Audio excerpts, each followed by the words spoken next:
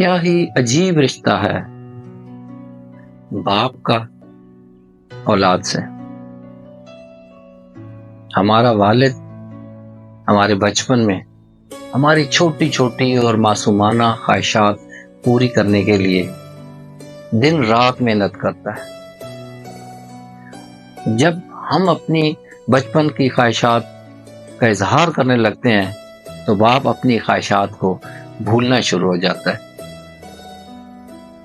اور وہ اپنی ساری چیزیں جو اپنے پاس دیکھنا چاہتا ہے وہ اپنی اولاد کے پاس اکٹھی کرنے شروع کر دیتا ہے۔ بہت سارے کپڑے، بہت ساری چیزیں، اچھے سے اچھے اسکول میں داخل کرانا، اس کی فیس، ٹیوشن کی فیس اور برتھ ڈے اور باقی چیزوں پہ۔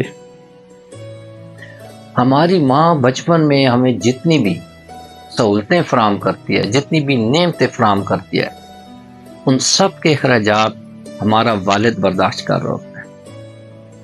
والد ہمارے گھر کا رعب ہے، والد ہمارے گھر کا سکون ہے، والد ہمارے گھر کی چھت ہے، وہ سایہ ہے ہمارا بھی اور ہماری والدہ کا بھی۔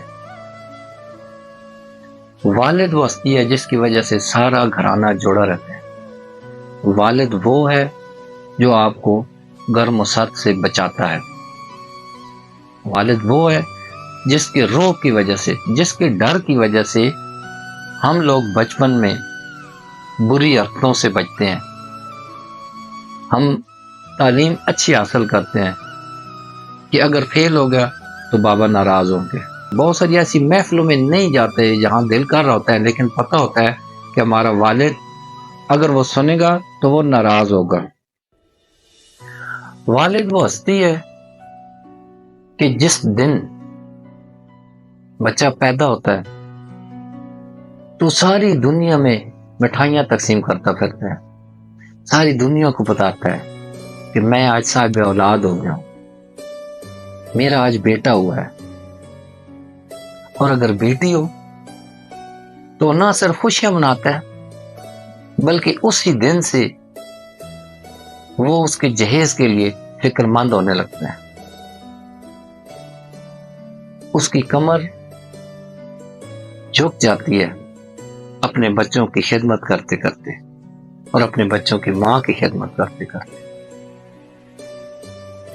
میں نے دیکھا ہے بعض بچے سمجھتے ہیں بس ماں ہی سب کچھ ہے، ایسا نہیں ہے، بلکہ آپ کی ماں کا بھی سب کچھ آپ کا والد ہے۔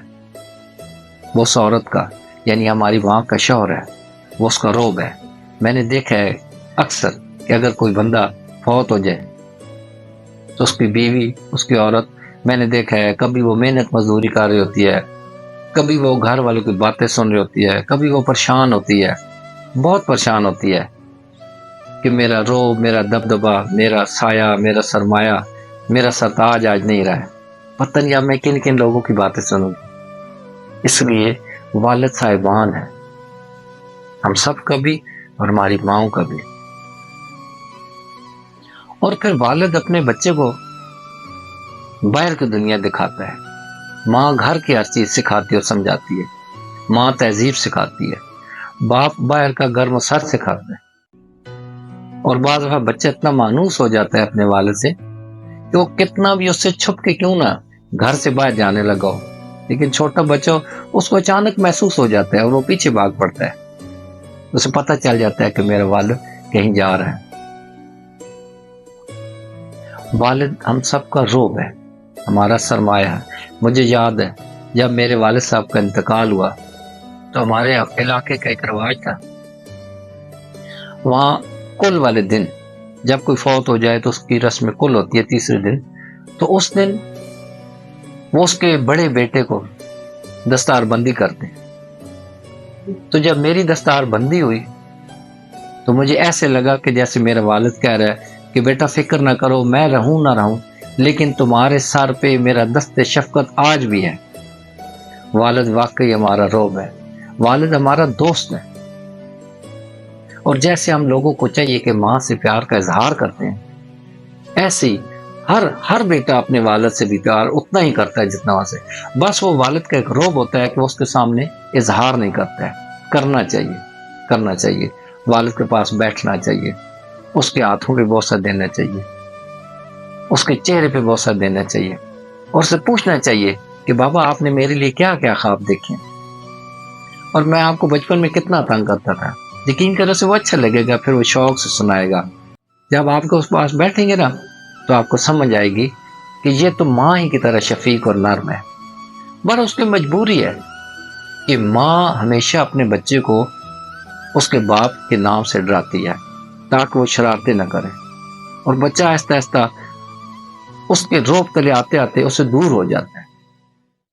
ایسا نہیں ہے، ماں اور باپ دونوں برابر ہیں، دونوں میں سے کسی بھی کمی کوئی پوری نہیں کر سکتے، اس لیے دونوں کا ایک ہی جیسا احترام کریں اور دونوں کا خیال رکھیں، کیونکہ آپ کی ماں کا روب، آپ کی ماں کا سایہ، آپ کی ماں کا سرمایہ بھی آپ کا والد ہے، اور اسے اچھا نہیں لگتا ہے جب کوئی نوجوان اپنے باپ کی اتنی عزت نہ کرے، اس کی ماں کو اچھا نہیں لگ رہا ہوتا ہے، اس لیے دونوں کا ایک جیسا احترام کریں۔ بہت شکریہ۔